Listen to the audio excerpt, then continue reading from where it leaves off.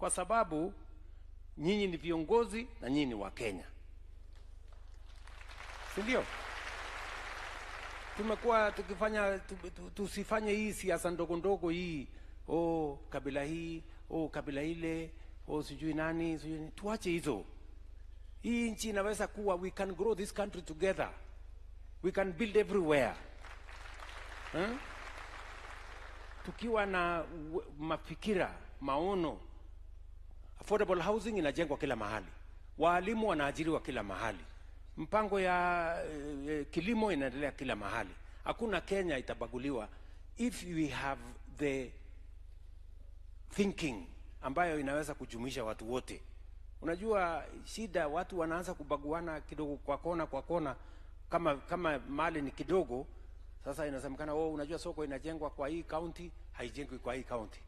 Sijui affordable housing inafanywa kwa hii county, haifanywi kwa hii county. Kwa sababu akili ni kidogo, hachafikiria ya kutosha kila mahali. Lakini everything we are doing, universal health coverage is national. Teachers, mambo ya education is national. Mambo hiyo yote nimesema ni national. Hakuna mahali ya Kenya inawachwa nyuma. That is how we must move together. Tumekubaliana jameni? Hiyo ndio maneno mimi nilikuwa naye. Yes. Muelewe nchi yenu inaelekea wapi, na so that tuweze kuchangia sisi zote. Kuna wengine wanafikiria ya kwamba tumekuja kufanya siasa. Hatujakuja kufanya siasa.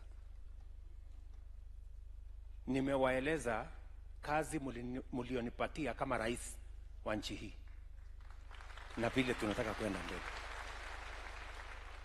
Tunaelewana jameni? Yes. And that is what we must do. Sasa hapa mbele,